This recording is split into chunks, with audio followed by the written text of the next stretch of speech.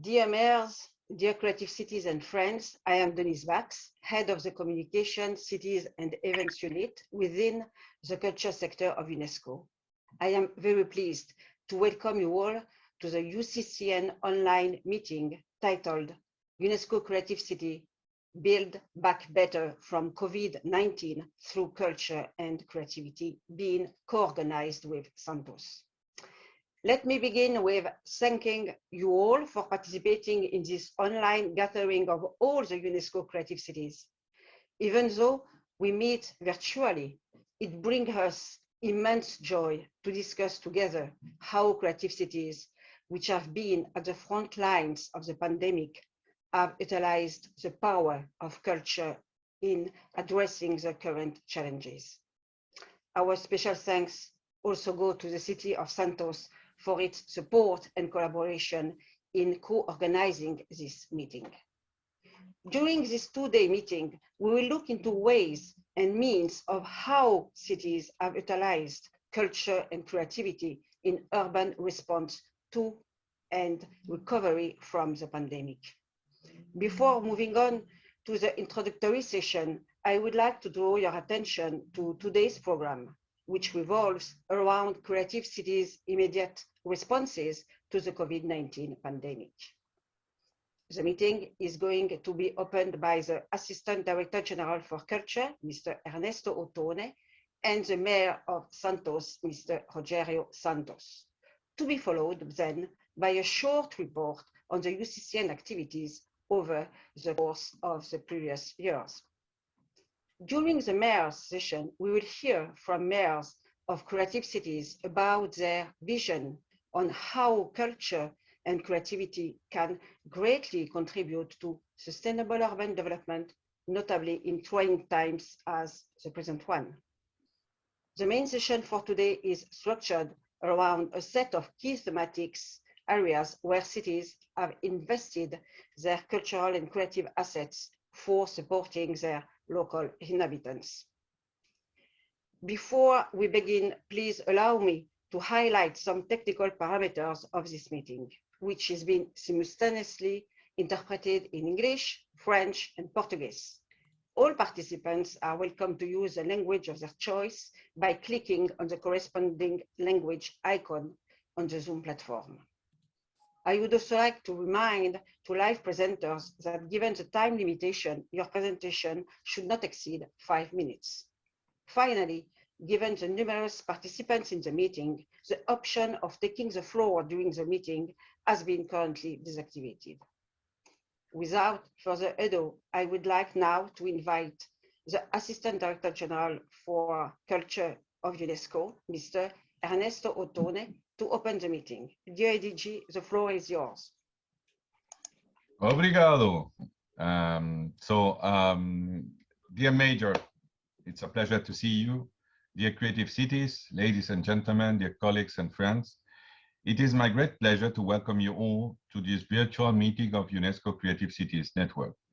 I would like to express my gratitude to all the creative cities that have made this meeting possible.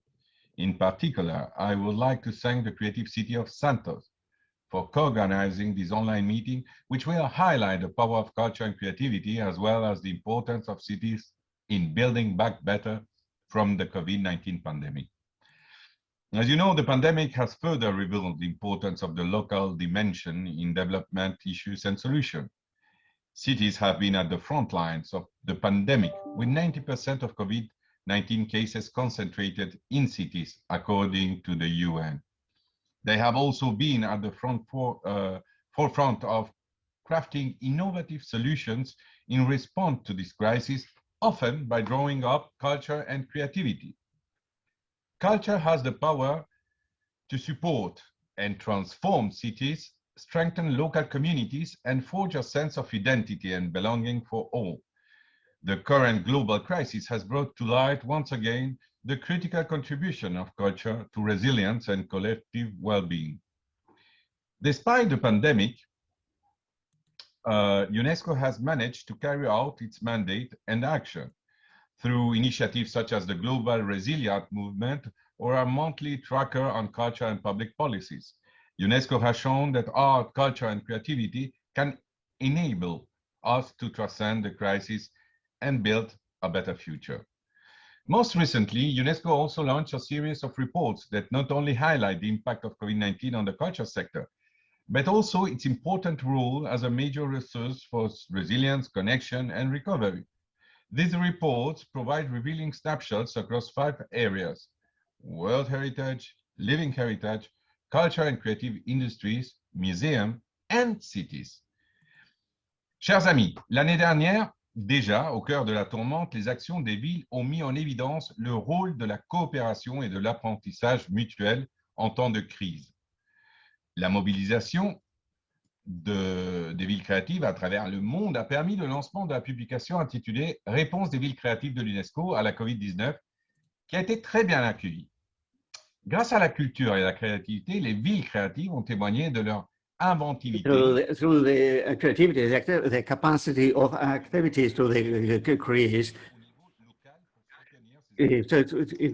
to allow the activities and their actions has also helped with the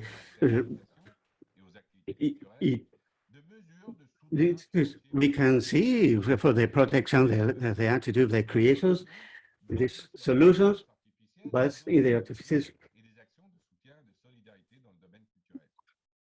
Si certaines de ces mesures innovantes adoptées par les villes créatives seront présentées au cours de cette réunion, j'aimerais vous inviter, ainsi que tous les parties prenantes, à découvrir de nombreuses autres initiatives du réseau en faveur de la culture et de la créativité. Je pense notamment au Solo Fantastico, un programme de solidarité lancé à des créatifs de la littérature, ou aux ateliers de design organisés par la Cité de design de Saint-Étienne, entre autres. And that will be organized by Saint-Étienne to support the independent artists and propose other cultural activities for children during the confinement period. And this crisis not only put into evidence all the values of interpersonal bonds, but also the importance of solidarity, collaborations among cities that share their reflections and good practices as well. As important centers of economic, social, and cultural centers of a great concentration of people.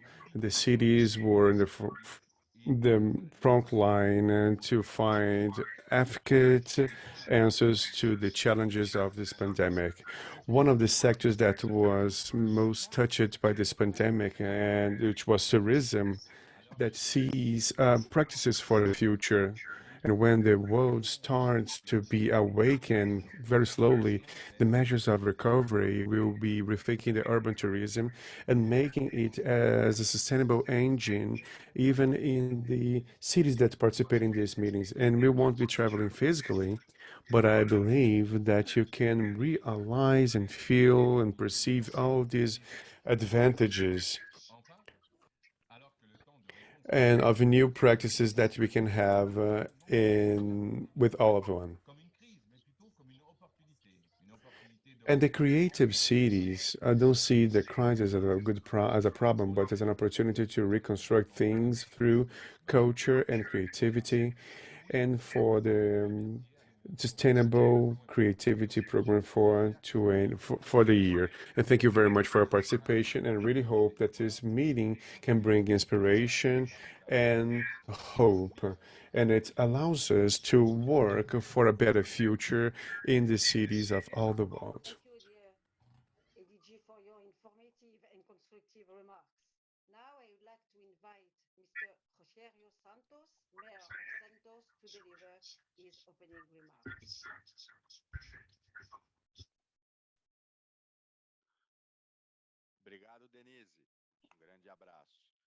Thank you, Denise. I would like to welcome all the authorities that are here present, the representatives as well, on behalf of Ernesto Toni, our General Director of Culture for UNESCO. I'm the mayor of Santos City, and for over 8 years, we've been working together with creative economy as a public policy, mainly focused on social inequalities. In countries like ours, like Brazil, where social inequality and access to the internet, access to culture, Many times it's difficult to be acquired by many communities to invest in creative economy and to be part of a Creative Cities network of UNESCO. And it's critical to participate in this network. And it brings us a great asset, which is the human being. And for sure, it brings creativity, innovation, be it in technology or in culture. And it was exactly at this moment, I mean, the biggest crisis of our generation, and the sanitary crisis, an economic crisis as well, where creativity was a great ally in all the world. We had never seen before creative solutions and innovative solutions that were developed in such short period of time, being done by by science and the vaccine, which is a great ally in our planet, in our world, to fight this invisible enemy, which is the COVID-19 virus. We have innovated in less than 1 year. We would have a vaccine, which was something that it would take 4 or 5 years. Then creativity was present all the time in the laboratories of science. Creativity that was used by all of us through technology and culture to keep people at home, and so that these people could work from home and keep their lives going. It was a new normal life, and but also bringing hope so that everybody could get back to our daily routines, our tourism activities and leisure and work and so on and so forth. And also, I'd like to take advantage of your presence here to invite you to come to our city of Santos, that next year will be ours once again, and all of you that are part of the Creative Cities network of UNESCO. And Santos will be a city of UNESCO, the capital of UNESCO in the month of March. And creative economy, as I said before, is a policy developed in Santos mainly to have less social inequality so that people can have access to culture, so that people can have access to technology, so that people can develop themselves as self-employed people, individuals. And in this moment of this pandemic, we mayors, we had great challenges here in our cities and in the Brazilian cities as well. We had many challenges, especially in terms of education, with long distance education and the communities that don't have access to the internet, communities that would experience economic difficulties. It was exactly in the creative economy, with our work, the creative economy that was seen as a public policy, and we could overcome many challenges.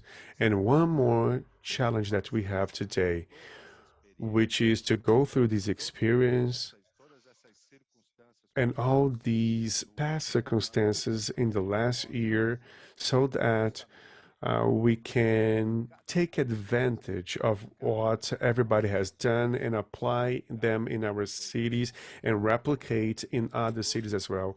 I would like to greet you all, and I would like to thank you for the opportunity of being together once again. Thank you so much.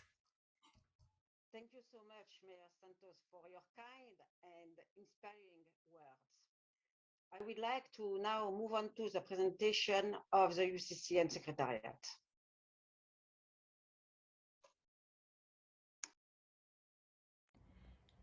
Dear all, with the outbreak of the COVID-19 pandemic, our daily lives have changed. This has allowed us to better understand and rethink the role of culture and creativity for urban life and sustainable development. That is why the moment is opportune to foster our collective reflection on these essential development enablers and the exchange of good practices between cities, and continue to stimulate mutual learning and collaboration. I will start off by giving you an update on the network's main activities in 2020 and in particular those undertaken in regard to COVID-19. I will start with the call for applications. As you may know, the UCCN call for applications is launched every 2 years. The 2021 call was launched in mid-March and was closed on 30 June. As part of the 2021 call, the Secretariat developed for the first time a series of tutorials to support candidate cities in better understanding the network, its mission and application process. Next is the evaluation process, during which the Secretariat will keep the member cities informed of their application in the process. The third UNESCO Creative Cities Beijing Summit was held in hybrid format in September 2020 under the theme Creativity Empowers Cities, Technology Creates the Future. Co-organized by UNESCO and the Creative City of Beijing, the summit brought together the mayors and high-level city representatives of Brazzaville, Dubai, Helsinki, Rome, Santos, Kortrijk, Istanbul, Buenos Aires, Bangkok, and Almaty. The increasing role of technology and innovation for sustainable urban development were among the main discussion topics and attracted over 110 cities worldwide and gathered over 500,000 online views.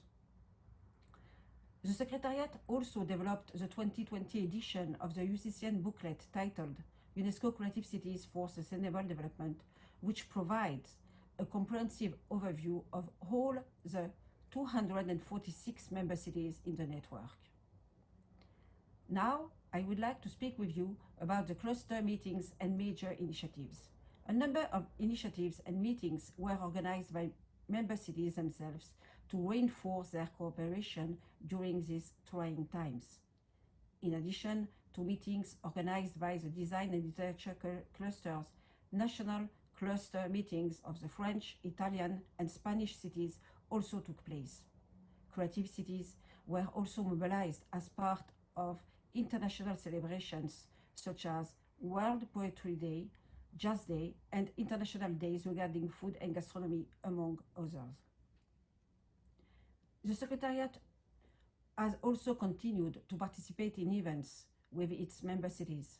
In 2021, for instance, several creative cities were invited to the Abu Dhabi Culture Summit in March. The virtual global conference on promoting the rights and inclusion of LGBTI+ youth, the UNESCO World Conference on Education for Sustainable Development, and the UN high-level event on culture and sustainable development, both held in May.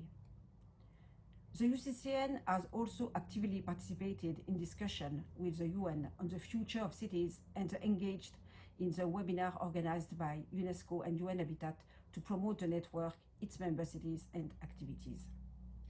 I wish to thank all creative cities for their active participation and involvement in these events.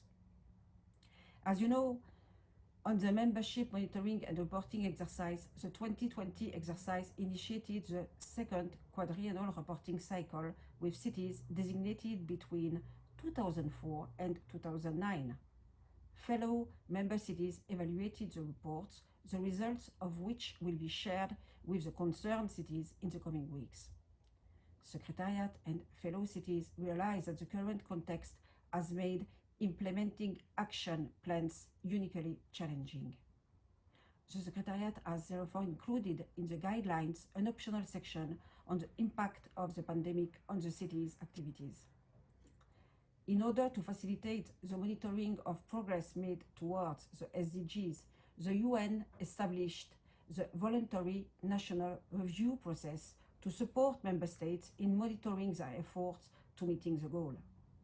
Cities have also initiated voluntary local reviews, VLRs, to highlight and mainstream the local dimension in the global development agenda. We encourage the city in the UCCN to engage in the local reviews, as this exercise can help in devising policies and in guiding actions at the local level. In this regard, this report can be an effective tool to report on your policies and initiatives and can help in completing voluntary local reviews from a cultural angle. A tutorial on VLRs is currently being developed by the Secretariat and will be shared with you soon. In March 2020, as part of UNESCO's response to the pandemic, the UCCN Secretariat launched a global call to all creative cities to share their culture and creativity leveraged response to the pandemic.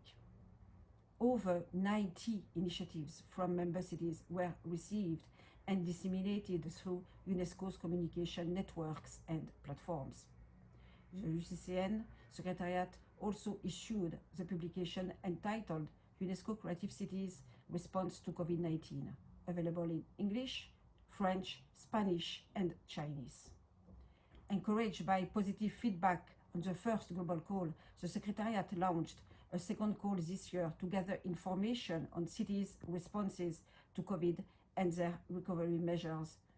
Approximately 100 creative cities participated in this call. A second publication is foreseen this year, highlighting the responses received to this second global call for inspiring best practices. I would like now to talk with you about the communication and outreach efforts. With the onset of the pandemic and the skyrocketing production and consumption of online media content, the UCCN has strengthened its social media outreach by using UNESCO's social media platforms such as Instagram, Facebook, Twitter, and similar platforms to communicate about its activities. The UCCN also supported the global campaign Libre Beirut, launched by UNESCO to support the recovery of the creative city of Beirut. A short video featuring the UNESCO Director General and depicting the initiatives undertaken by creative cities in support of Beirut was screened during UNESCO's celebration of the 2020 World Cities Day. The Secretariat will continue to strengthen its communication efforts and would also request member cities to regularly share information on their activities, tag the UCCN in their social media posts, and further share posts and tweets published via UNESCO's account. UNESCO is also developing new communication tools to further promote the network and the activities of its member cities. An e-pamphlet on the cities of gastronomy in the context of the International Gastronomy Days is also being developed. Please allow me to inform you of some new developments on the use of the UNESCO logo. Through the present, each member city has used an individual city logo in line with UNESCO's rules and regulations. As part of UNESCO's strategic transformation, the organization has recently adopted a new logo design charter and has decided to use one single UNESCO logo for all its different programs and activities, including the UCCN. This means that the new logo will display UNESCO and member of the UNESCO Creative City Network. We thank you for your understanding and collaboration in following the new guidelines and stay at your disposal should you have any questions. Before we conclude, please allow me to thank you all once again for your participation in this meeting and for your commitment to implementing the objectives of the UCCN. Thank you.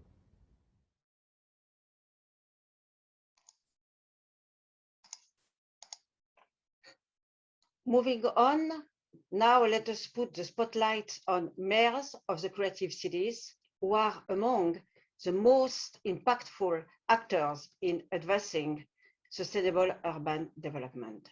Allow me to welcome Ms. Ada Colau, Mayor of Barcelona. Como alcaldesa de la ciudad de Barcelona, ciudad miembro de la Red de Ciudades Creativas de la UNESCO, también como representante ante Naciones Unidas de la Red de Municipios CGLU, Para mí es un honor y es un placer poder intervenir en este importante evento sobre cultura y desarrollo sostenible. Vivimos en un mundo en crisis, no solo por la pandemia. La pandemia ha puesto en evidencia la crisis sistémica que ya teníamos antes de la COVID-19, una crisis de modelo económico que genera injusticia y desigualdad creciente en todo el mundo y un sistema económico depredador que pone en peligro la vida en el mismo planeta. Una crisis ecológica de enormes dimensiones que hay que afrontar. A eso hemos sumado las miles de muertes de la COVID, todas las personas infectadas, los meses de angustia, de incertidumbre, de confinamiento y ahora también una importante crisis económica. Para salir de esta situación de crisis no podemos volver a las fórmulas antiguas, no hay que recuperar la normalidad. Es momento de inventar, es momento de innovar, de crear y para ello necesitamos más que nunca la cultura. La cultura, además, durante esta pandemia se ha confirmado como un pilar democrático imprescindible, como un derecho fundamental. En los momentos más duros y más difíciles de esta crisis, cuando teníamos que estar durante meses encerrados en casa, la cultura muchas veces nos ha salvado. Ha sido ese apoyo en el que hemos podido... And then we have this support so that we can see this anguish that we have got. And in Barcelona, we have had this and we have kept our cultural program and we could show that culture is safe. In the moment where other cities from Europe, they have all their festivals and then we could keep our cultural program to support the cultural support because culture had a special function which was emotional so that we could take care of our city. And then we cannot put this aside. We have kept the cultural program of the city, but on top of that, we could consolidate that culture is a right, and we have presented a plan of cultural rights. Because when you think about culture as a right, we have to provide public policy so that we can ensure everything and for the most vulnerable ones who would have access to culture and they would also be protagonists and they have right to participate in culture.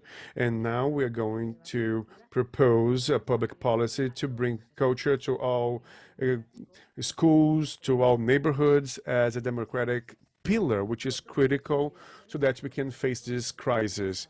And because of that, we congratulate on this event because it's critical. And here in Barcelona, we are going to continue with this. And the results of the discussions are amazing. Congratulations and thank you so much. Thank you, Mayor Colau. I would like now to give the floor to Mr.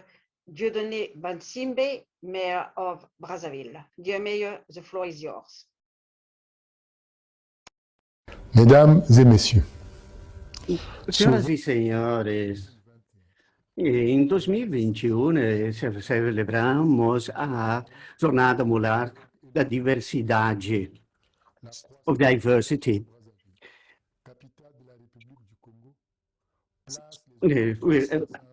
So I come from Brazzaville, which is the capital of the Republic of Congo. And this situation confronts our authority with a double challenge that controlling the extension of the urban space linked to the population growth.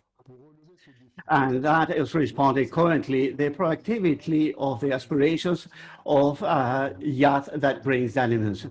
This meeting actually we need to resemble in the city of Brazzaville, which actually put a cultural policy in order to highlight these sectors with immense potential. Aiming to take advantage of this richness of diversity, the city's culture's heritage, to increase attractiveness and the influence to develop the local economy that generates income to the jobs. And this is very, very important for the development in order to fight the effects of COVID-19. Moreover, the culture is an important feature of the city of Brazzaville, and it will help also to combat the effects of COVID-19.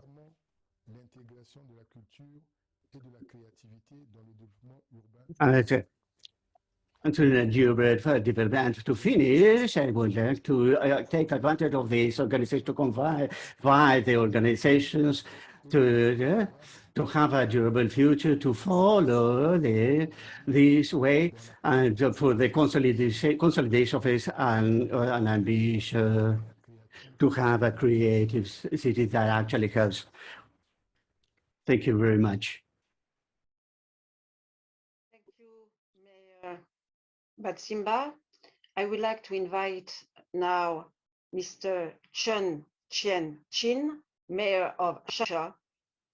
Dear Mayor, the floor is yours. 尊敬的各位领导、女士们、先生们，大家好，我是创意城市、媒体艺术之都长沙市市长郑建兴，很荣幸代表长沙就文化与可持续发展主题和大家交流。文化是城市的灵魂，是推动城市可持续发展的核心支撑。近年来，长沙坚持以文著称，以文兴业，以文惠民，将创新创意融入城市建设、产业发展和人居环境各个方面，特别是推动媒体艺术与传统产业深度融合，孵化出创意烟花、数字视频等新兴创意产业，每年吸引25万以上的各类人才来长沙创新创业，文化产业总产值超过2000亿元。长沙马栏山视频文创产业园就是文化与城市相生相伴、融合发展的一个成功范例。这家面积仅有15.75平方公里的创新创意产业园，成立仅3年就落户企业1800多家，年产值超过400亿元。数字视频、数字出版、动漫、游戏等产业生态不断丰富，成为推动区域经济高质量发展的重要引擎。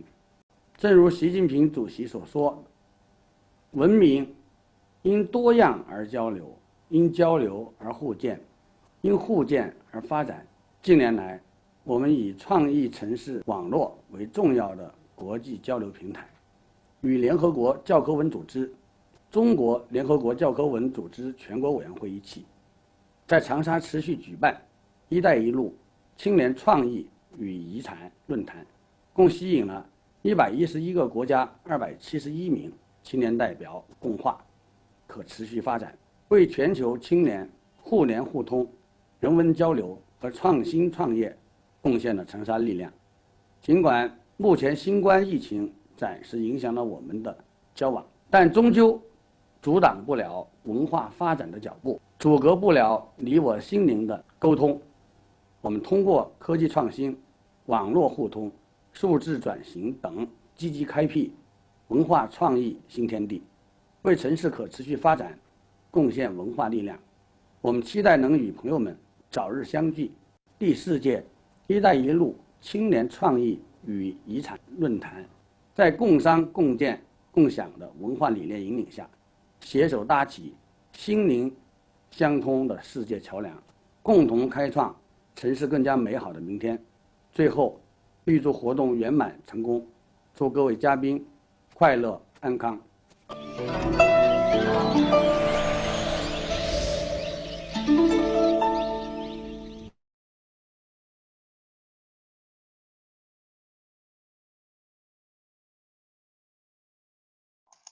Thank you, dear Mayor. As the next participant, I invite Ms. Valérie Plante, Mayor of Montréal, to deliver her speech.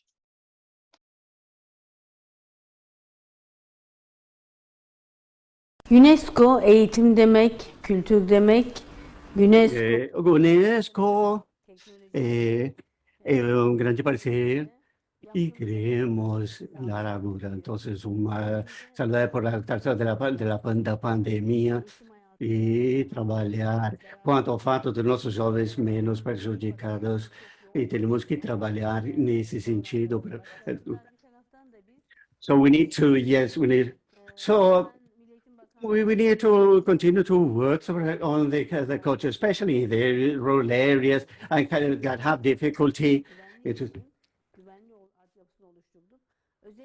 bu süreçte internete ulaşmakta zorluk çeken kırsal bölgelerde Gaziantep Büyükşehir olarak kiralama yaparak orada çocuklarımızın tablet üzerinden internete ulaşmasını sağlayacak bir uydu kiralaması yaptık. Yaklaşık 30'a yakın bölgede bu verdiğimiz destekle çocuklarımız internete ulaştılar ve tablet dağıttık. En büyük desteği Gazişehir'den verdik. 100.000'e yakın tabletle özellikle bunu alamayacak çocuklarımıza fırsat eşitliği vermek için daha yoksul, yetim, annesiz, babasız olan çocuklarımıza özellikle muhacir olan, mülteci olan çocuklarımıza bu desteği verdik. UNESCO olarak tabii UNESCO'nun en büyük, önemli ikinci bir altyapısı da kültür. Buradan içe kapanmayla birlikte kültürel turizmde çok ciddi bir şekilde zorluklar yaşandı. Biz pandemiden sonra kurulacak dünyada yeni kültürel turizm trendlerinin master planlarını hazırladık, çalıştaylarını yaptık ve pandemiyle birlikte yeni kurulacak sistemde pandemi bittikten sonra karavan turizminin çok önemli olacağını gördük. Karavan turizminin network'ünü oluşturduk. Burada tabii pandemiyle birlikte su yönetimi, kuraklık, bitkisel çeşitlilikteki azalma en büyük sorun olacak. Dünya Ekonomik Forumu'nun verilerine göre bu tedbir almak için tarım okulu kurduk. Çiftçilerimizi destekledik. Şifa paketlerimi hazırladık. Korona olan hastalarımıza şifa paketlerimizi gönderdik. Sağlık çalışanlarına şifa paketlerimizi gönderdik. Akıllı tarım, akıllı gıda, damla sulamayla tarım yapma, yenilenebilir enerjiyle güneşli suyu, rüzgarı ve biyogazı hayvan atıklarından enerji sistemini hayata geçirdik. Bunların hepsinin sonunda pandeminin en büyük şeyi bir sonuç. Daha sonra bunlar yaşanmasın diye aldığımız koruyucu, önleyici tedbirler bizim için en önemli başlıklar oldu. Ekonomiyi ekolojiye geçirmek için şehre akıllı bir şekilde yüksek teknolojiyi kullanarak bu sistemi oluşturmak için büyük bir gayret gösterdik. Zaten bu yapılan önemli çalışmada özellikle OECD ülkeler arasındaki şampiyon belediye başkanları kategorisinde Türkiye'nin davet edilmesi, Türkiye'den Gaziantep'in davet edilmesinin bunun dünyada da ses getirdiğini, görüldüğünü ve bunun beğenildiğini bize gösterme açısından önemli bir fırsat oldu. Ben UNESCO'nun bütün temsilcilerini, değerli genel sekreterini, direktörünü, bütün katılımcılarını, değerli başkanları hürmet ve saygıyla selamlıyorum. İyi çalışmalar, sağlıklı, mutlu günler diliyorum. As you can see, we listened the mayor of Gaziantep. Now I would like to invite Ms. Valérie Plante, mayor of Montréal, to deliver her message. Bonjour à tous et à toutes. Good morning to the culture and the diversity and share the product of the compensation. So the natural. Nous avons pris l'engagement de miser plus que jamais sur les designers. Grâce à leurs pratiques qui conjuguent durabilité, créativité, résilience et Now, with your practice of culture, innovation, they are connected to this ecological transition. I would like to say that we have included in creativity, design, architecture in our recovery efforts. And the talented designers of our metropolis have thus been, involved in the adaptation of our public facilities. For example, we have allowed our laborers to remain open despite the health crisis, and we also have changes in the cities. We also reformulated the centers of the cities, and the challenges are huge. And with the creative cultural tactics, we can contribute to our cities so that we can have a continuous improvement. we have always the challenges of recovery, but we have places of consumption and workplaces as our unique events. And throughout these cities, this crisis, adaptability, resilience, and agility have been watchwords and to continue to be. And today we are seeing some the beautiful bright spots, especially with programs such as Green Shoots that combine sustainable development and culture. In Montreal, UNESCO's Creativity City Design opens the Green Inclusive Sustainable Creativity Revival. Thank you so much. Thank you. Last, let me invite Ms. Virginia Raggi, Mayor of Rome, to share with us her views on how culture and creativity can act as a source of inspiration. Mayor Raggi, the floor is yours. Culture matters for the city of Rome because it is the soul of our society and it will lead the way towards a more resilient and sustainable future. This is the perspective we have to endorse, that culture is a key element to sustainable development and human dignity. And this is what Rome has done. To tackle the challenge of pandemic, Rome has immediately aimed from the outbreak of COVID to keep the cultural sector alive. Rome offers many digital activities to allow Roman and all the world to still enjoy Roman beauties. Thanks to the new technologies, thematic itineraries are available on the websites and on the social network of the Museum of Rome to discover cities' masterpieces and monuments with the guidance of art historians and archaeologists. The Rome Opera House proposed a wide selection of the most interesting titles staged in recent years, thanks also to the precious collaboration of the Italian television broadcasting company. The Accademia of Santa Cecilia proposed a series of concert and free downloadable programs. The Cinema per Roma Foundation shares movies of past edition of the Festa del Cinema on the most popular streaming platforms. Jazz musicians and artists are sending their video contribution to the social channel of the Casa del Jazz. Rome's public libraries brought its cultural offer online and made accessible their entire digital catalog. I'm very, very lucky to be the mayor of a city that thrives on culture, and it is from the great wealth that derives from our culture that we must start again, with the help of UNESCO Creative Cities that connect cities with culture, history, and tradition so different. It will be my strong commitment to promote this approach, especially this year as a co-chair of the Urban 20, acting together with the other cities to call on the G20 to empower cities to guarantee cultural life as a key pillar for sustainable development, equity, justice, and human dignity. I still want to thank UNESCO again for its invaluable work to connecting us and making all of us as one.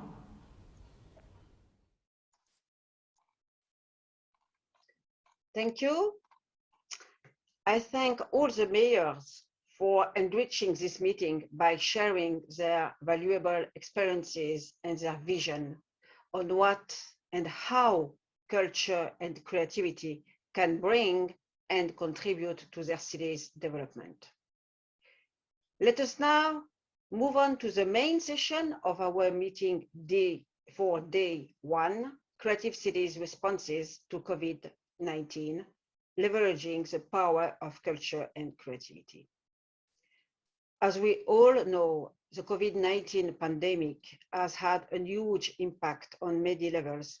Cities have faced numerous challenges related to healthcare, access to basic needs, increased inequality, education, access to culture, creative economy, and many more. In this session today, we will focus on the challenges that have most affected creative cities. The presentation of selected initiatives that will follow will provide examples of how culture and creativity have not only supported cities in developing immediate responses to the crisis, but will also highlight their role in supporting all aspects of urban development and bringing people close to each other. So now, let's see how creative cities around the world have tackled these issues through culture and creativity. I would like to invite first Ms. Federica Forti, Councillor to Culture and Tourism of the Municipality of Carrara, a creative city of crafts and folk art, to share with us their experiences on the initiative Studi Aperta. Thank you, Denise. Goodbye, good morning, evening, and afternoon to all of you, dear Creative City. It's a great pleasure to share with you today our experience as a post-pandemic reaction. Let me just share my screen. I hope you can see it.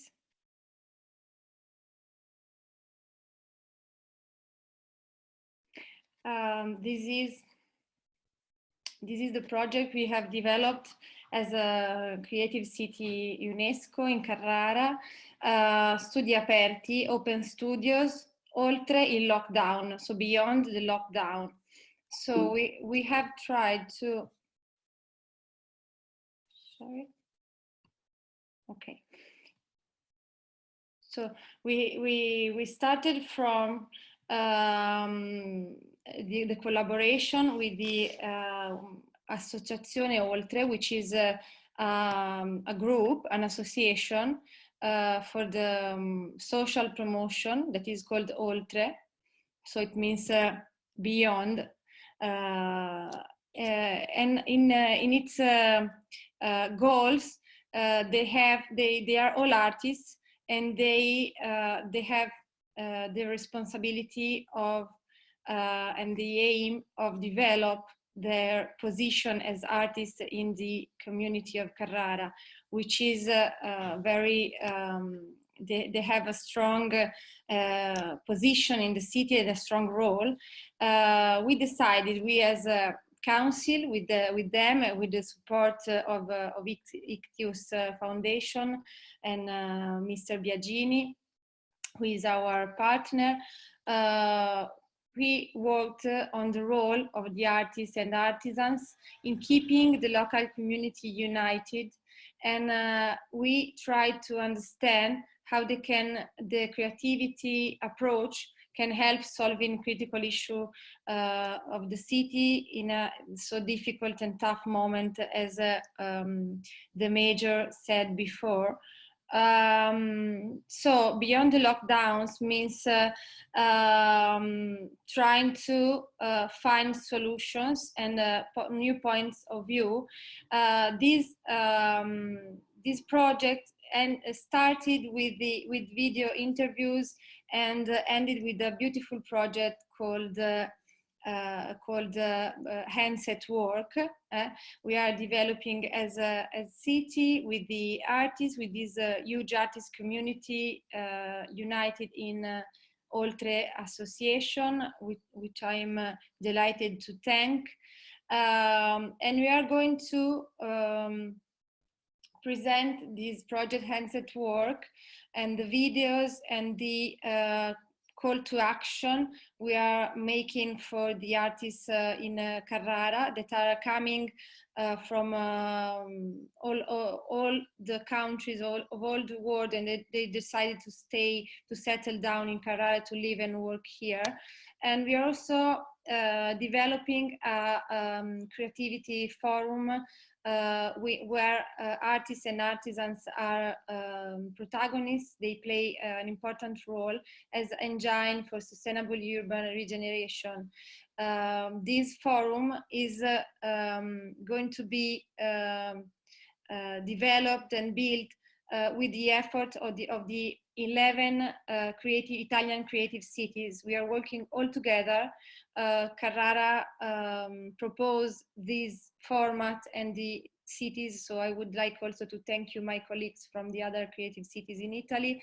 The cities were very happy to join and to work together. the related initiatives are here in green.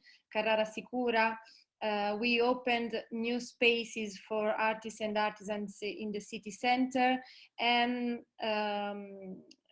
starting from the point that we want to make Carrara and our city like an hub for preserving identities, and artists and artisans are so the protagonists for that.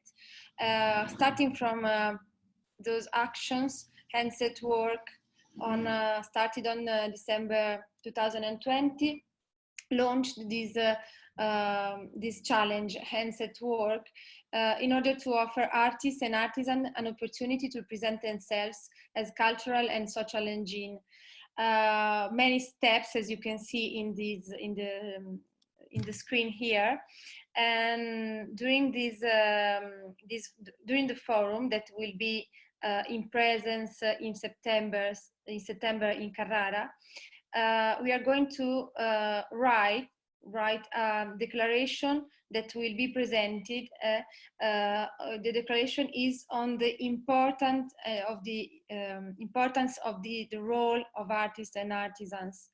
So the goals are perfectly matching and suitable to the 2030 agenda, and we are developing the forum in 3 main steps: 3 days of roundtables that will be the end of work done before in those months, 2 outputs, a roadmap of the Italian United Creative Cities for the rebirth of the post-pandemic historical centers, and the guidelines for the declaration of Carrara in support of the role of artisans and artists in society. And 3, an innovative methodology. We are cooperating intra-clusters and inter-cities. I would say for the first time we are all together. So that's really important for us. As you know, the Italian creative cities are 11: Bologna, Fabriano, Roma, Parma, Torino, Milano, Pesaro, Carrara, Alba, Biella, and Bergamo. So Carrara will be the pilot to test a replicable format, intra-cluster and intra-cities. It's a model of rebuilding urban structure of the historical city center. So we are developing a format which is a forum on sustainability, sustainable development. Every year we would like to focus on a particular issue.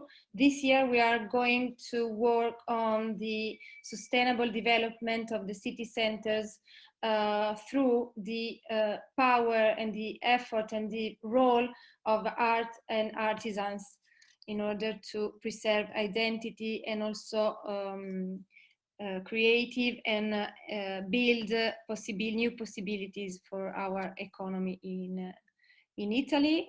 This document will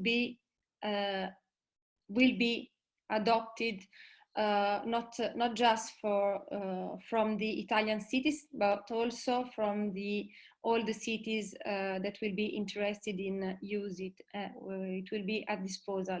Those are the project partners, as you can see in the screen, and this is what our colleagues from the other creative cities of UNESCO they are developing in their own cities. Bergamo, the International Summit Remember the Future, Alba, the Conference on Wine, Tourism, and Torino, the Design of the City in 2021, Biella, Sustainability Forum this year for Sustainable Creativity, Milano, they are making a call for professionals working in the field of books and publishing in residence, and then they have also the book city dedicated to books and the reading. And Rome, it has the Rome Film Fest and also all that Virginia Raggi mentioned before. I would like now to share a short, really short video from the work by our artists. Can you see my screen? Do you see my screen? Sorry.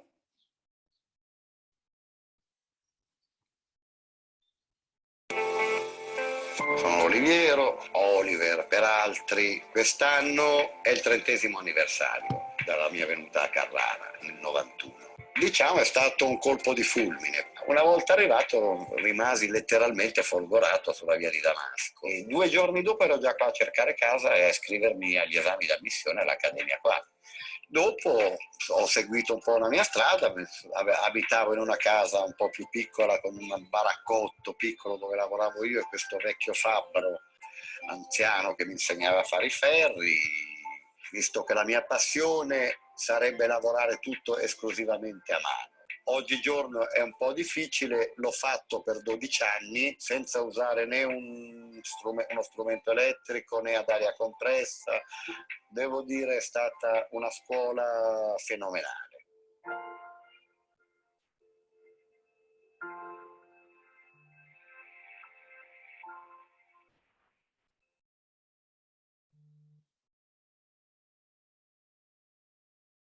Okay, thank you for your attention and for the possibility of sharing this beautiful project I'm proud of. Thank you again. Thank you, Federica, for your presentation. I would like to remind to all participants that your presentation should not exceed, please, 5 minutes. Next up, let's move across continents to visit Sharjah, which initiated the Crafts and Folk Art Continuity and Recovery Program. The aim is to support the city's creators, especially women and youth. Ms. Noura Al-Noman, chairperson of the Executive Office of Her Highness Sheikha Jawahir bint Mohammed Al-Qasimi, will tell us more about this program. The floor is yours.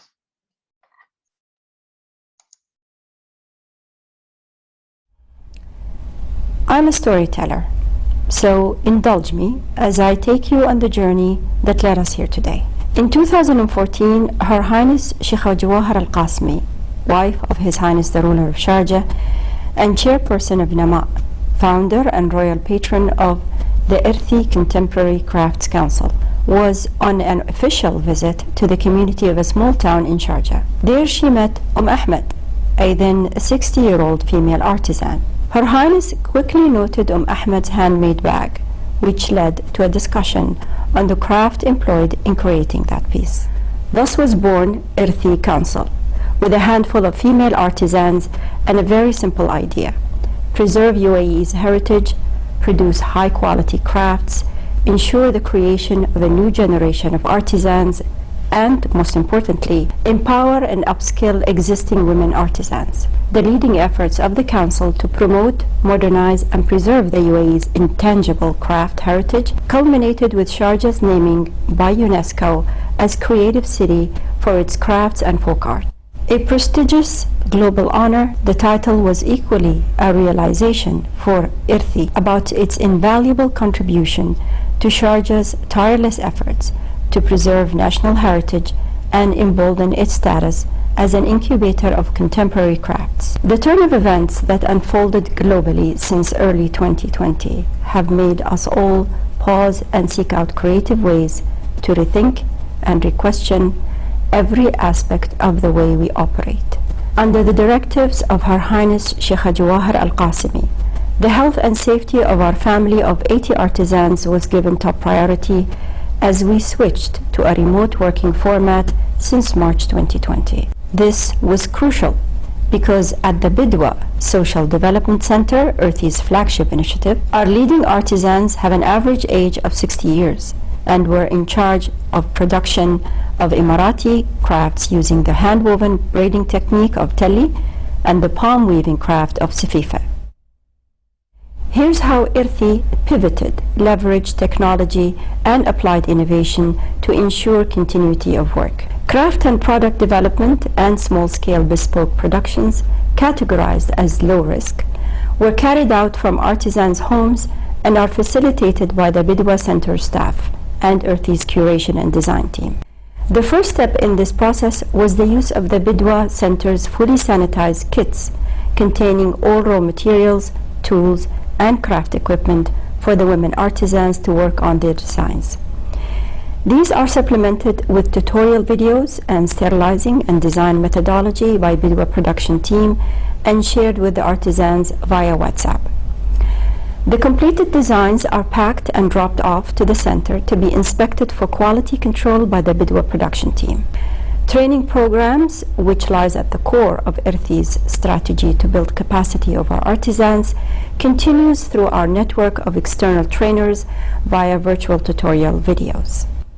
Yet another ongoing low-risk activity is crafts documentation, which is being carried out virtually in coordination with university students and IRTHI's curation and design team using the online database of public institutions.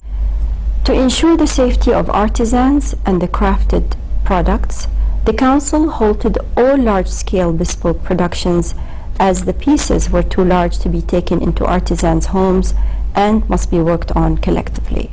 Cultural and design exhibitions are considered high risk and has been put on hold, but in the interest of our crafts community and to take the craft traditions of the UAE to a global audience, IRTHI launched an online virtual gallery to showcase our unique crafted collection that spotlights artisans, materials, medium, and techniques.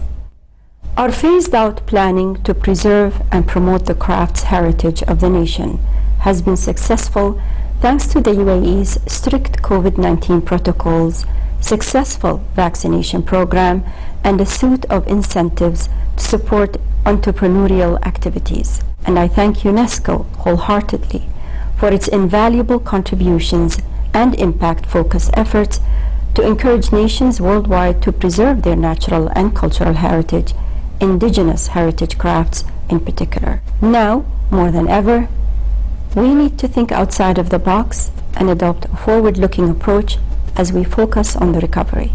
Thank you.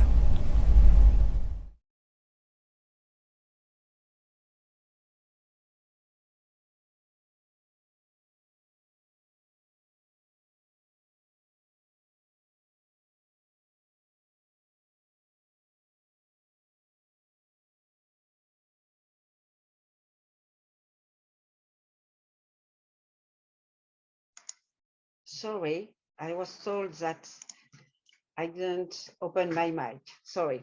So we sincerely thank Ms. Noura Al-Noman for the details about this interesting program, which will surely inspire other creative cities in the world. With the same intent of supporting cultural and creative economy, Bristol, a creative city of film, developed Short It Out, collective movie initiative. I will now leave the floor to Ms. Asher Craig, Deputy Mayor of Bristol City Council, and Ms. Natalie Moore, Senior Film Officer and focal point for the Creative City of Bristol, for sharing with us information on this inspiring initiative. Thank you, Denise. I will introduce Asher Craig in a moment, but everybody, hello, I'm Natalie Moore. I'm the focal point for Bristol UNESCO City of Film. And as Denise says, I'm here to share some examples of Bristol's creative response to COVID-19. In direct response to early lockdown measures in the summer of 2020, Bristol Creative Institutions, Encounters Film Festival and Watershed Cinema invited filmmakers from all over the world to Short It Out. Filmmakers were asked to respond creatively to the global lockdown and submit 90-second films about their experiences in lockdown that were entered into Depict. Depict is a 90-second film challenge that has been running in Bristol as part of Encounters Film Festival for the past 20 years. The filmmaking competition was supported by digital workshops and masterclasses with leading international filmmaking talents. These included award-winning writers, directors and animators such as Jim Cummings, Desiree Akhavan, Ben Wheatley and Bristol's very own Paul Holbrook. The powerful films received, many made by first-time filmmakers on basic equipment, reflected the shared emotions of people across the world during the peak of the pandemic. They used creative filmmaking to document an important moment in time and showed how film has the power to connect us at a global level at a time of collective isolation. The best films were selected to form part of the British Film Institute's Film Archive as a piece of documentary heritage for this unique moment in history. Here is one of the films made by a Bristol filmmaker, Daisy Moore, as an example of the bittersweet storytelling evoked by the Short It Out competition. If we can roll the first film, please.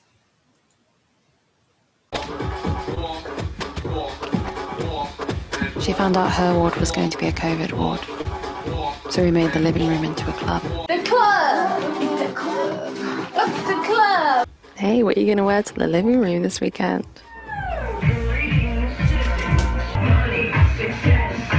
It was a fun night. The PPE was downgraded and the staff got worried. So we propagated plants. Jars everywhere. They're doing pretty well. She had to tell a patient that their brother was dying in the ward next door, yet he couldn't visit. So we dressed up as pirates and did an Easter egg hunt. Easter eggs! I won, of course. Some of her colleagues got ill, so we learnt the dance to Fatboy Slim Praise You.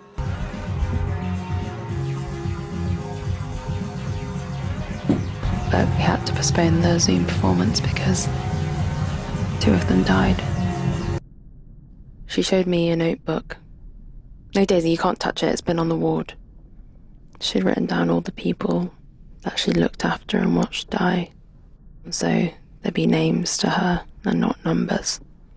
What activity do you suggest for that? I tried to come up with one, but I couldn't.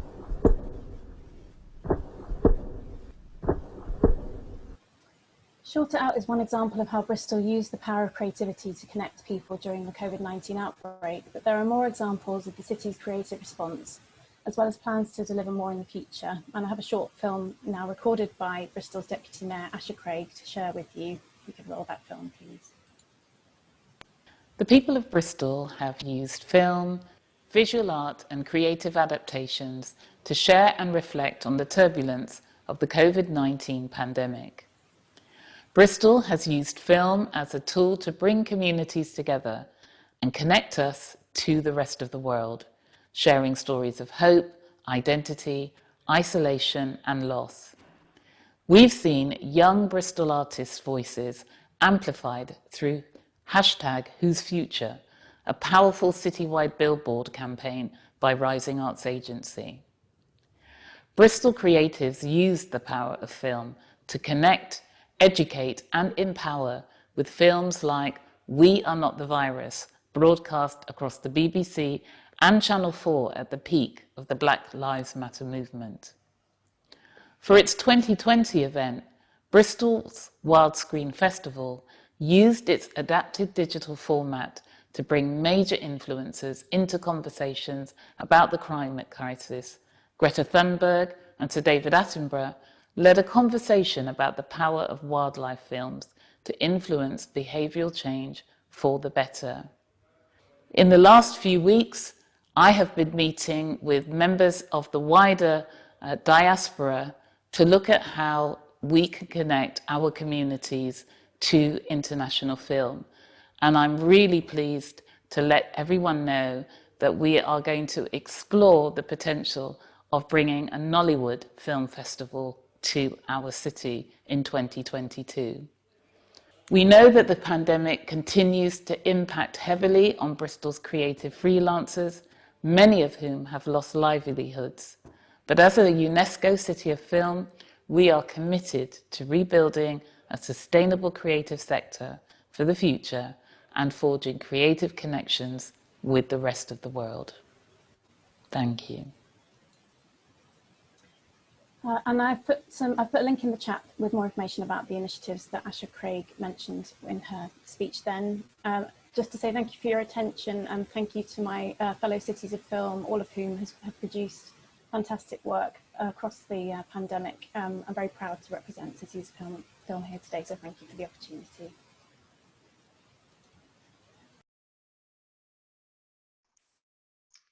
Thank you, Nathalie. Thank you to both of you for sharing with us details of your initiative. Supporting the cultural sector has been at the forefront of Auckland's response to COVID-19. As a creative city of music, the city launched Music Helps to provide support to the music community particularly affected by the pandemic. Let's listen now to Mr. Mark Roach, Director of Auckland UNESCO City of Music, on this initiative.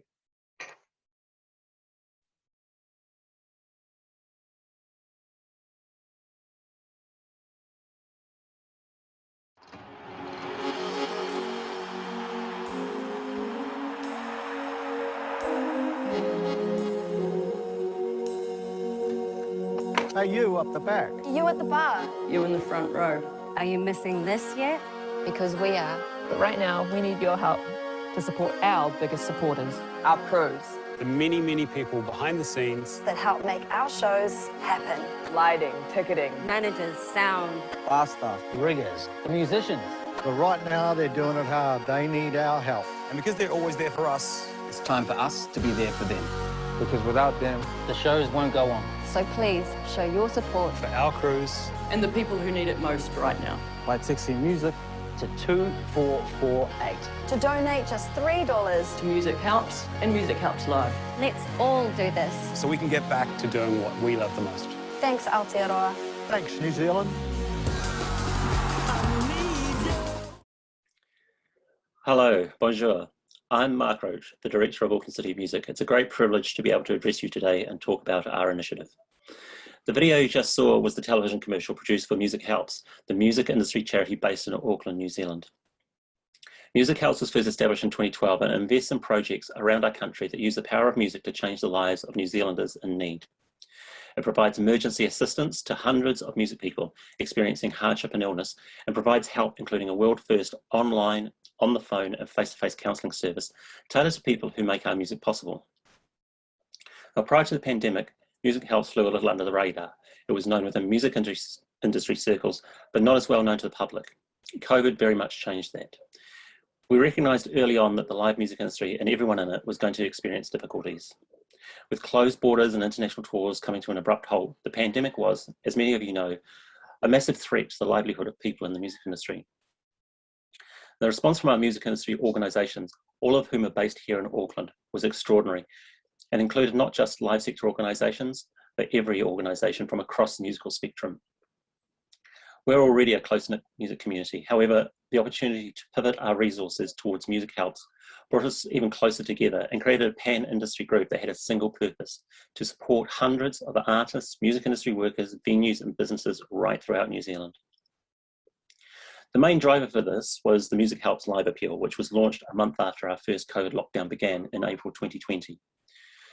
The chief executives of musical organisations met on a weekly basis to strategise. Meanwhile, the communications managers of the same organisations worked out cohesive and unified messaging to ensure that the appeal received maximum exposure, whilst those affected were also aware of how and where to apply for the emergency funds that later became available. The messaging for the public was very simple. Text the word music to 2448 to make an instant $3 donation. I'm going to talk about some of the results from the appeal, and for context, New Zealand has a country population of 5 million people, so it's roughly equivalent to the entire population of a city like Melbourne or Barcelona. We collected around €500,000 from over 11,000 individual donors, comprising both large corporate donations and those $3 text donations. This was distributed by way of emergency microgrants to 583 music workers in need, 57% of them being musicians, and over half the recipients were from here in Auckland. We were also able to support 18 dedicated music venues across the country. The Music Helps appeal was a monumental feat of cooperation and a tremendous achievement through a very difficult time for all of us. What it showed was that as a creative city, we were able to harness the power, skills and experience of our sector to create a meaningful solution for our community. I would also add that we were extremely fortunate that both our government, led by Jacinda Ardern, and the general public played their part in ensuring that our lockdown period was mercifully shorter than that experienced by many of you around the world. To this end, we came out of the lockdown by the New Zealand spring, and it meant that our live music sector was able to start recovering during our summer months of December through to March. What I would like to leave you with is that our experience with this is a template you can replicate on a citywide or even a nationwide level. We didn't rely on government or municipal funding to enable this. We harnessed all our experience and skills to build and provide a buffer against the worst of the COVID storm. When that storm cleared, we were able to deploy other initiatives that built back stronger. I hope this gives you some inspiration for your own situations. If you'd like to discuss the Music Helps Appeal and its mechanics in more detail, please feel free to contact me at any time. Thank you all for your time today, and I look forward to the future when we can all meet in person once again. See you later.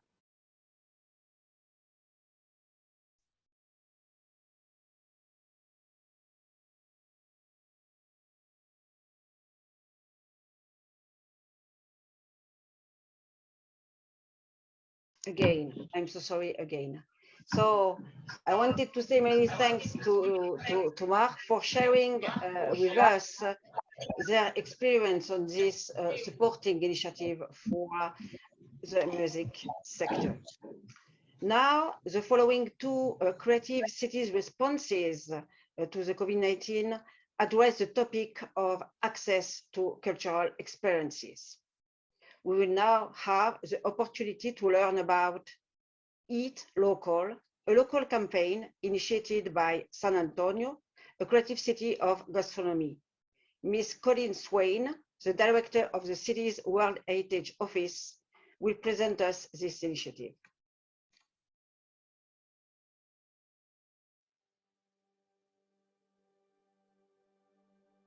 Hello everyone, my name is Colleen Swain, Director of the World Heritage Office for the City of San Antonio and UNESCO Creative City Focal Point.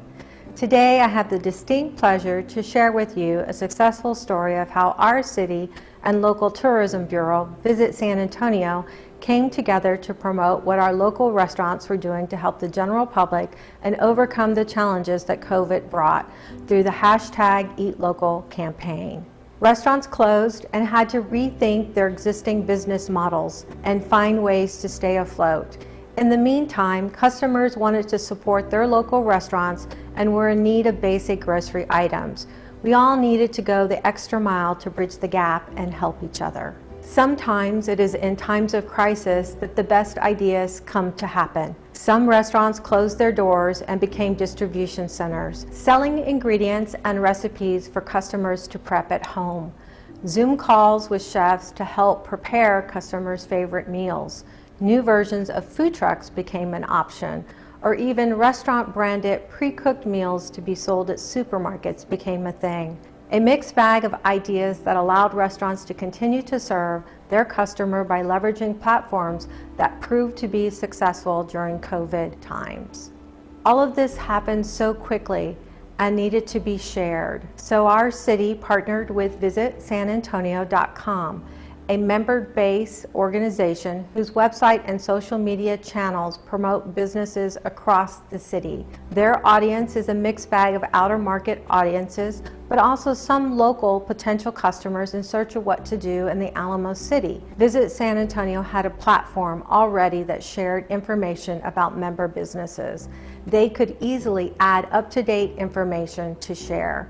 So we set up a hashtag, Eat Local, and used Visit San Antonio's social media and website real estate to share the news. The website was updated weekly to make sure that information was accurate and invited any restaurant, member or not, to upload their website and numbers to call, a free vehicle to advertise. It is hard to tell if one activity was more successful than the other, or if one restaurant came across stronger than any other.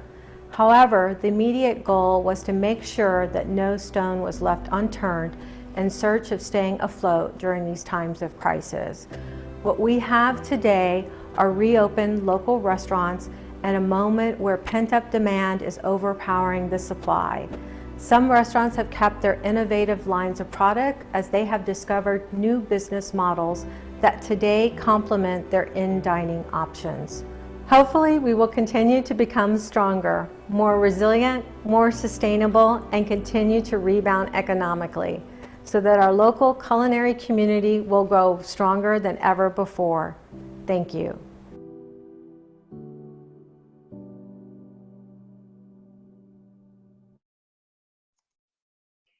Thank you, Ms.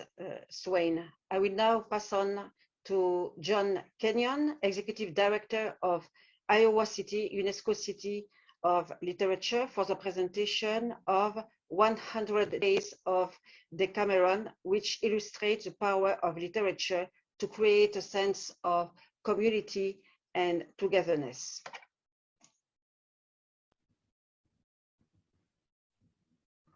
Greetings from Iowa City, a UNESCO City of Literature in the United States.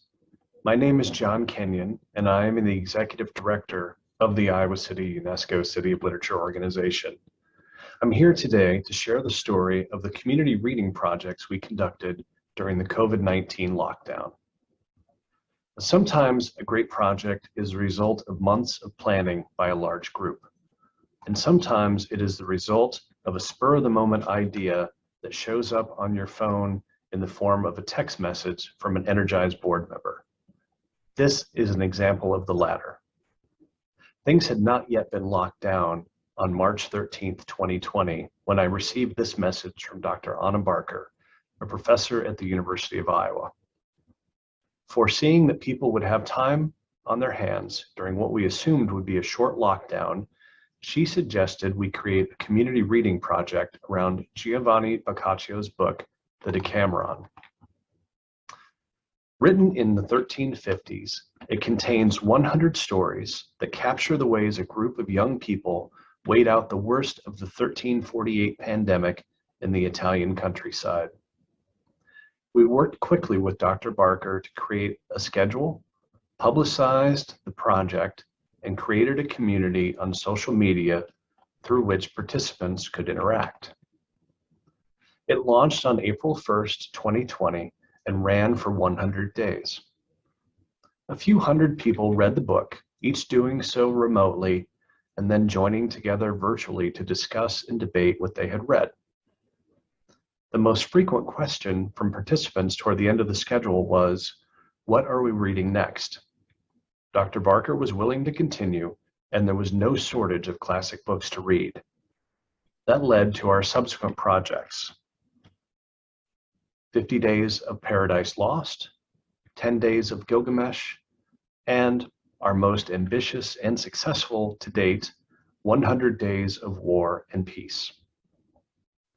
With that first book, we learned that our audience was drawn to Facebook, and so concentrated our efforts there with the programs that followed. While some people only read one or two of the books, there was a core group which grew larger with each passing week who read all four. And while we started with the expectation that we would draw readers primarily from our local area, augmented by people from around the country, we instead created a sprawling community of participants from all over the world. During the War and Peace project, Dr. Barker led 4 live Zoom discussions, and in each we had people from the next street over chatting with people from 4 different continents. Nearly 1,000 people signed up for that last project, and as you can see from this snapshot of our Facebook page taken last week, more are joining every day.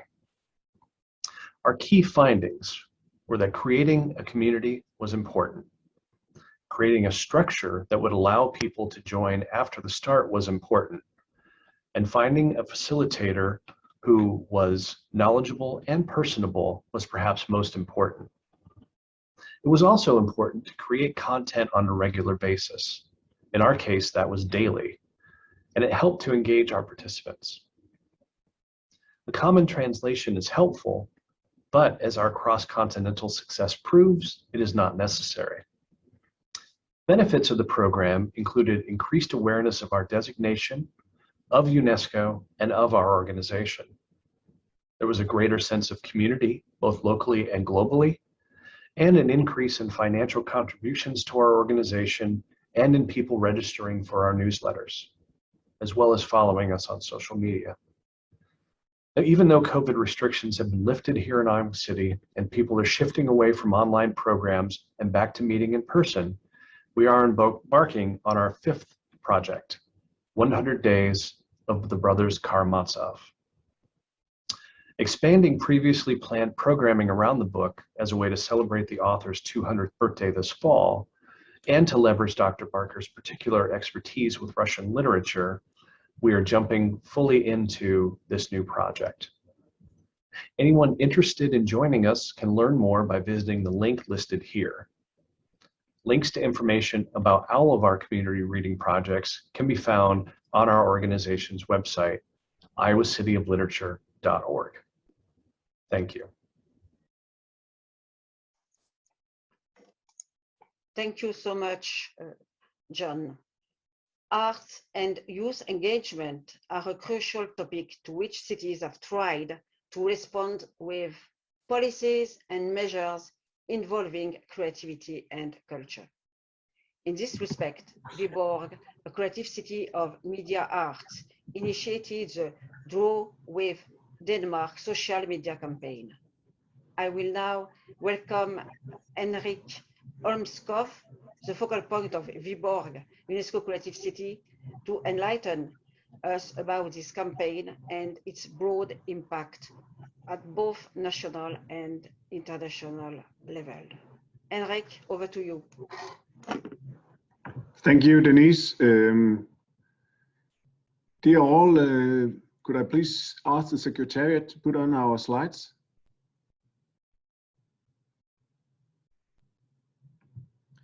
And please go to number 2.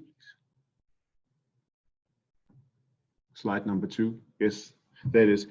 Dear all, as Denise mentioned, my name is Henrik Holmskov, and I'm the focal point of Viborg, Denmark. We were designated Creative City of Media Arts in 2019. In a short while, we'll show you a film telling the story about our drawing campaign, Draw with Denmark, or Draw Hope. Before that, you should know that animation is the core element in our status as City of Media Arts. But drawing, children's creativity and storytelling are DNAs in Viborg's animation stronghold.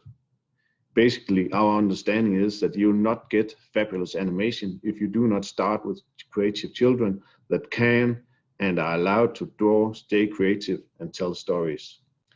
As such, besides sending hope in COVID, the campaign is also a tribute to children's creativity. Before seeing the film, I'd just like to also pass a very, very big thank you to the Secretariat in Paris, Denise, and all the other great guys, and all of you, not least out there in the 247 creative cities, covering all 7 categories, who help disseminate our drawing campaign to children all over the world. We ended up having more than 33 countries taking part. A lot of your cities did an amazing job. So many of you were directly involved. It's been an amazing journey, and without you, our efforts, it would not have been possible to come so far. So just simple thank you. And well, I hope you'll enjoy the film. Please put it on.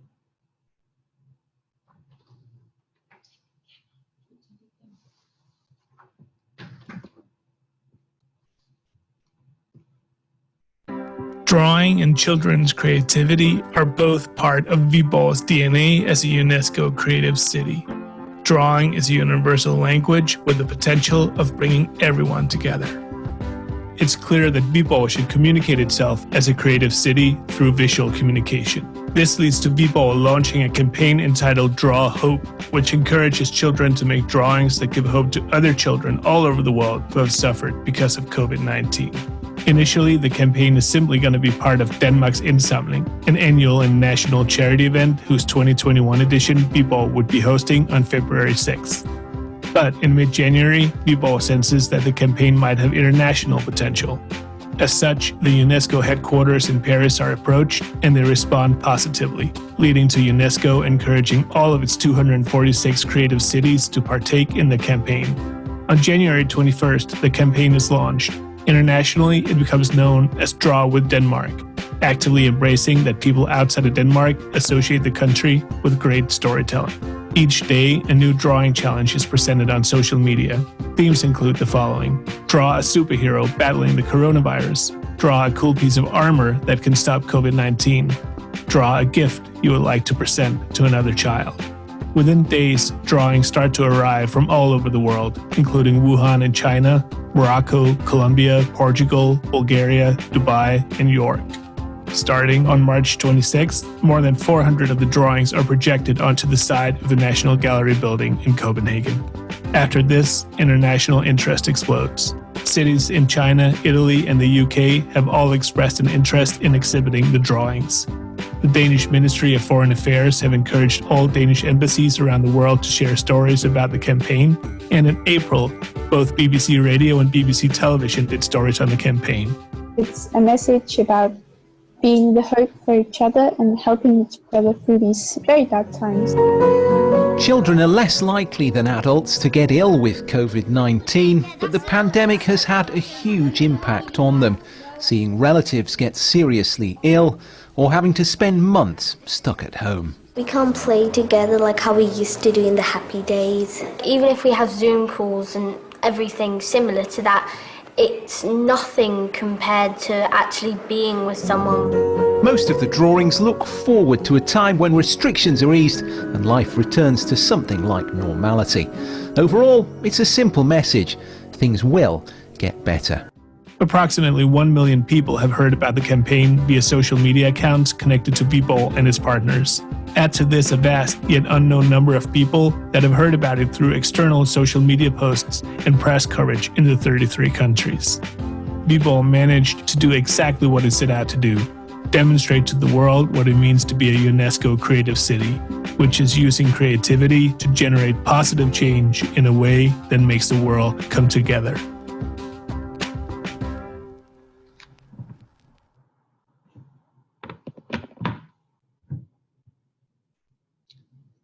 Thank you all. I think that was all for me, but just again, so many thank you to all who took part in this campaign. It has been a marvelous journey, and of course, it's done a lot of things to underpin our status as UNESCO Creative Cities. So very happy to be part of you all. Thank you, Henrik, and thank you for your kind words and for sharing with us this very creative campaign that has brought hope, comfort, and sense of togetherness to children worldwide. A similar solidarity initiative, Free Services for White Angels, was also undertaken by Chengdu in China that aimed to support and pay tribute for the work of the medical staff during the pandemic by providing medical staff free access to cultural activities and restaurants across the city. So moving on now to the next two cases, this going to be discussed as from Querétaro and Singapore, both creative cities of design and both aiming to provide a forward-looking response to the COVID-19 crisis. Let's first listen to Ms. Ana Eugenia Vasquez, focal point of Querétaro on the initiative Creative Cluster 2030.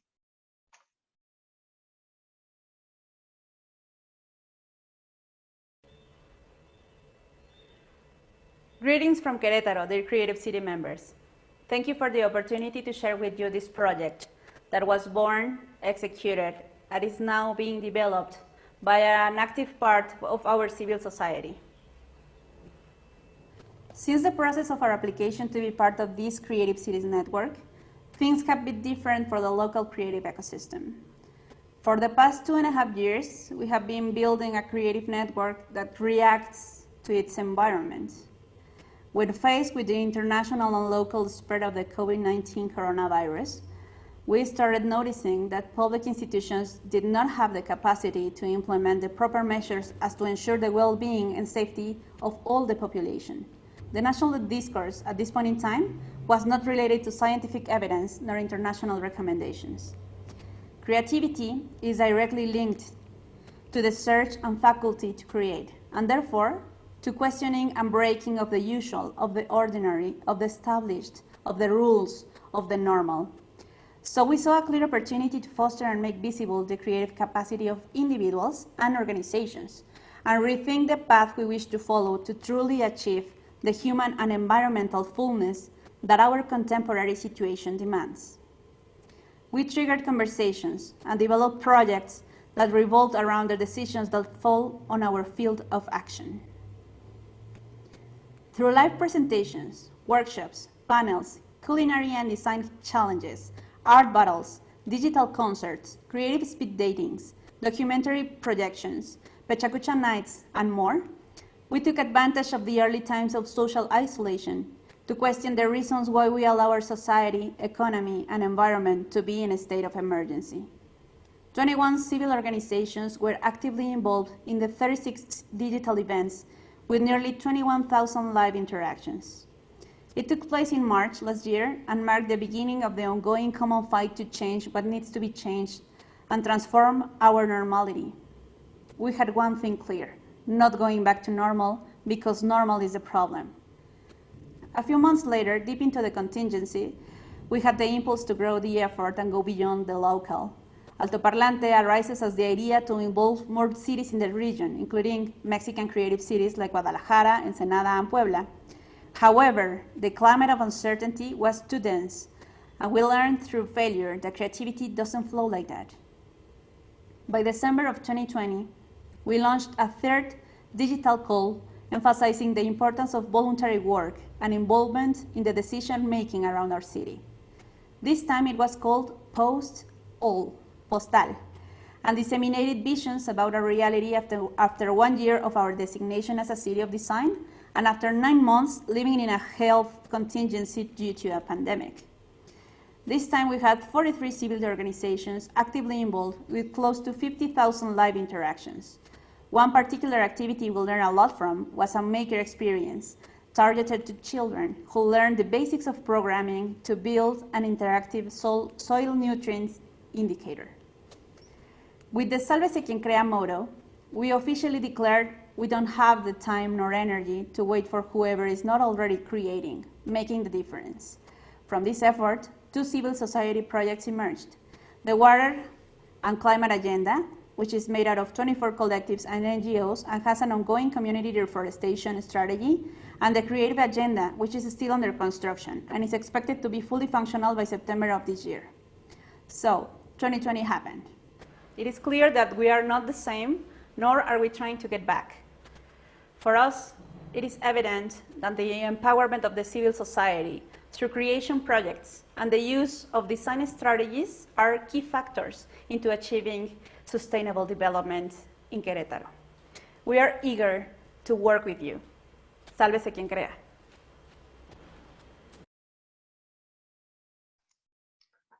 Thank you, Anna. Now, let me invite Mr. Marc Huy, Executive Director of Design Singapore Council, to shed light on the Good Design Research, an initiative developed by Singapore Creative City of Design during the COVID-19 pandemic to encourage design professionals to experiment and innovate. Mr. Huy, the floor is yours. Thank you. Could someone play my slides, please? Okay. Yep. The first slide.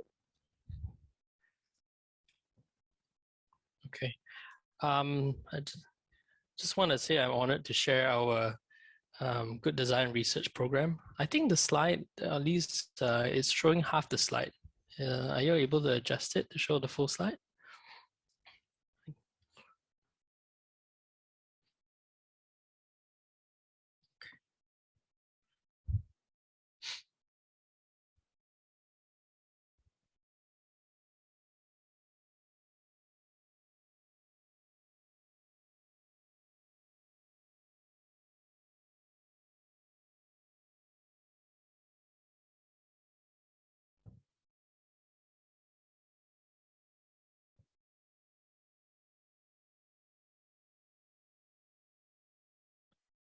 Or shall we just use this?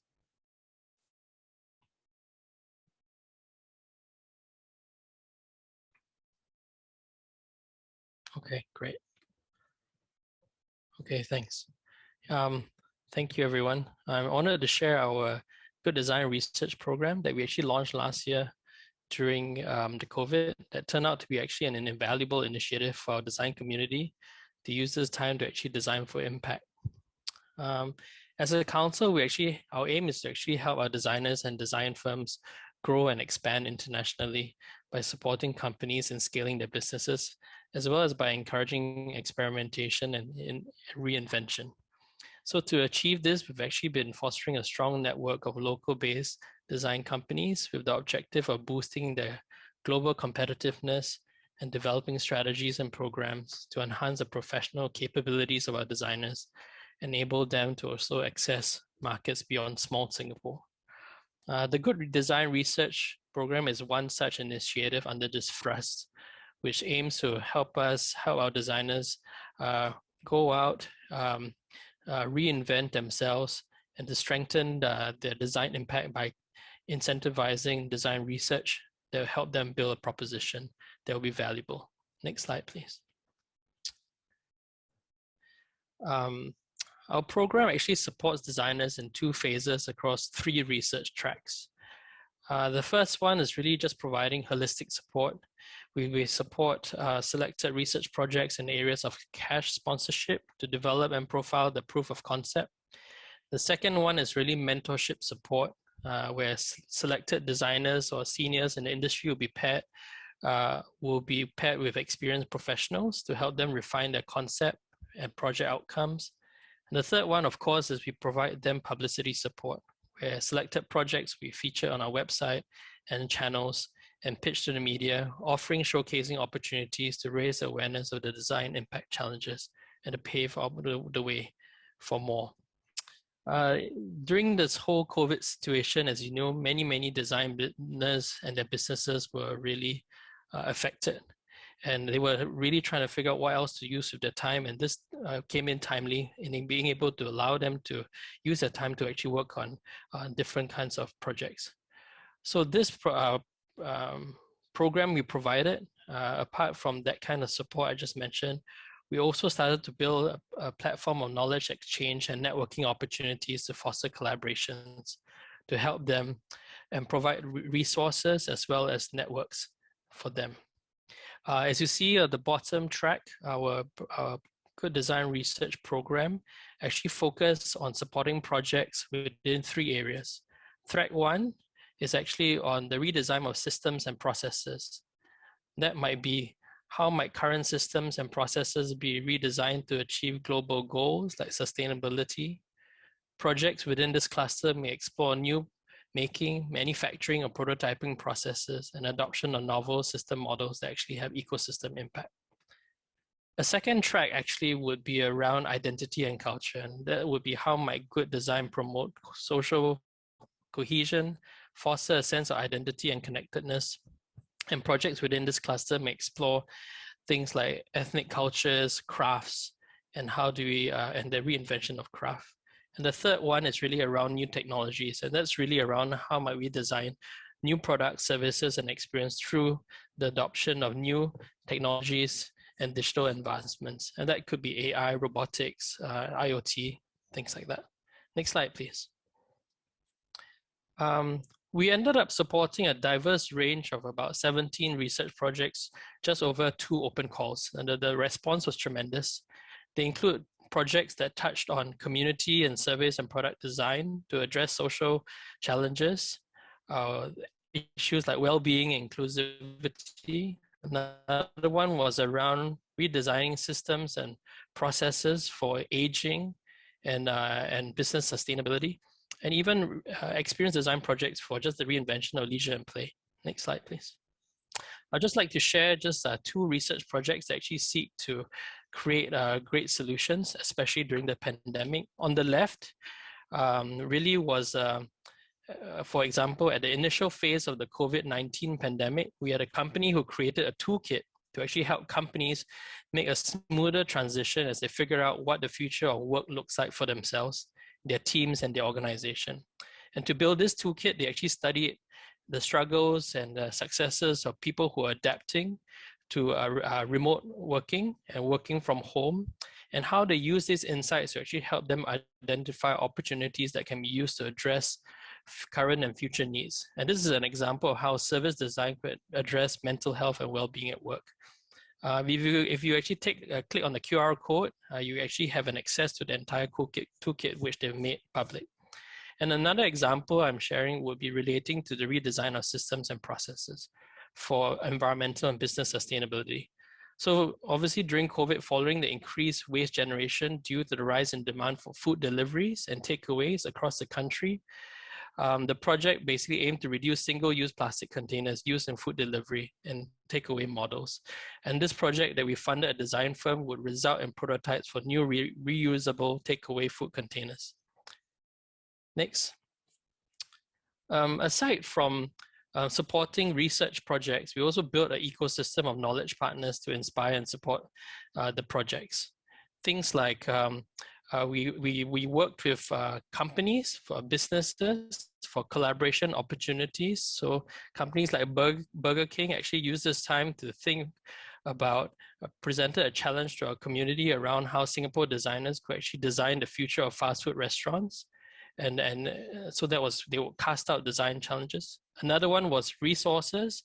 We wanted to provide resources to the design community. So an example was we partnered with a local university, Air Lab, which had a 3D manufacturing facility and printing facility that we gave access to. And the third one is just showcase platforms. If you come to Singapore, we partner with the world famous Gardens by the Bay to be able to show their projects as well. Last slide. So what's next for our initiative? The initiative actually has gained traction among the design community since its launch, and there's value to continuing this, obviously. And we want to inspire more designers to design for impact and to also attract and build this key ecosystem of partners. In the long term, we also hope to use it to educate the public about the role and value of design on our everyday lives. And of course, we would like to continue expanding this ecosystem, and we really would love to even collaborate with any of you all who see value in this. Next slide. As a final slide, there's a, last one. I think there's a QR code there. I know there's some fonts over it, but please scan that if you wish to be able to get more information about our Good Design Research Program, and we look forward to collaborating. Thank you.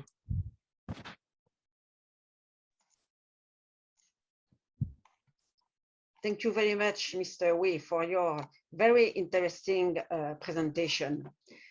The last presentation for today concerns an intercity collaborative project developed by the Creative Cities of Media Arts.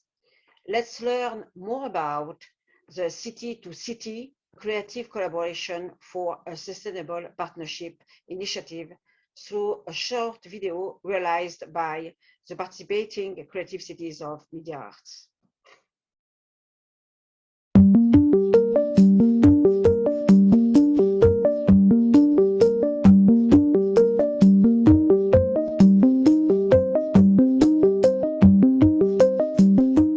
The COVID-19 pandemic brought about worldwide disruption. Overnight, we had to change the way we work, study, create, and entertain, but also how we communicate and relate to one another. In short, our way of living has changed. Faced with this challenge, the Media Arts Cities sought to find a way to support one another and their creative communities through collaboration. Our International Cooperation Working Group established regular meetings to explore possible solutions, and this developed into the City-to-City initiative, a sustainable solution to maintain the work between the cluster city members. So, in October 2020, 10 artists from 9 cities were selected to participate in an ambitious collaborative journey online. The task: to create media arts artistic pieces responding to the theme of human responsibility. During the 2-month-long production process, focal points and artists met regularly online to plan and work, overcoming the barriers of different languages, cultures, time zones, and creative disciplines. The original plan to host the exhibition during Košice's Art and Tech Days had to be abandoned because of the second wave of the pandemic. Once again, the participating cities had to be resilient. A dedicated online gallery showing the 5 artworks was launched in December on Zoom and Facebook, with the participation of the artists, representatives from the media art cities, and their creative communities from the UNESCO National Commissions and the UCCN Secretariat. This year, in May, the 2021 edition of City to City was launched, with an open call in 14 cities from 4 continents. This year, the cities have created City to City Labs as a way of fostering the connection between the artists and providing additional support during the 3-month collaboration. The media arts cities plan to organize City to City annually, adjusting as the pandemic recedes, engaging creative cities in other clusters, and enabling artists to continue to contribute to the development of sustainable urban communities around the world. Join us. Together we thrive.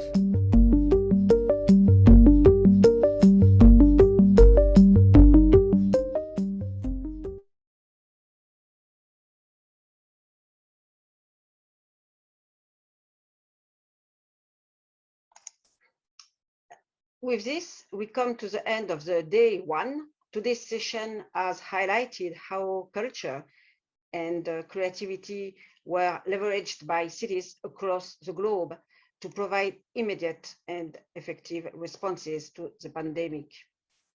While the pandemic has disrupted the cultural and creative sectors and deepened their pre-existing vulnerabilities, 2021 must serve as an opportunity to lay the foundations for cities to build back better. Coordination actions, stronger commitments, and reinforced collaboration from cities and countries, international actors, private sectors, and stakeholders, as well as a sound cultural policies and intensified investments in culture are key for the creation of enabling environments for the culture and creative economy, as well as for a steady and sustainable recovery at large. This would be the paradigm we will explore tomorrow. Avant de conclure, je voudrais m'exprimer et dire quelques mots également en français. Nous avons eu l'opportunité, la chance, la joie et le plaisir cet après-midi. I would like to have the chance of the initiatives, all these initiatives being developed by the City Creative Cities of UNESCO. We see how much those cities since last year have actually shown the strength, their creativity and resilience in order to always be together with their citizens. So I think that today has been a very good day of reflections. For the first day, we had a vision, a situation of the different initiatives. And tomorrow, we are going to talk about a different point of view, and we expect to have the participation of all of you. So the next meeting of tomorrow, and tell them that, as I told you in my presentation, I would like to thank all of you for answering the way you did last year to the call done by UNESCO in response to the pandemic. We've published, you see behind of me, we've got the different responses from UNESCO to COVID-19. So we created more than 90 different initiatives. With the second call this year, we have more experience for launching these programs. So we have already received more than 100 initiatives. So we would like to thank absolutely all of you. So with this, we wish you a wonderful evening. I want to thank you for your collaboration and support and for your commitment that we received from all of you.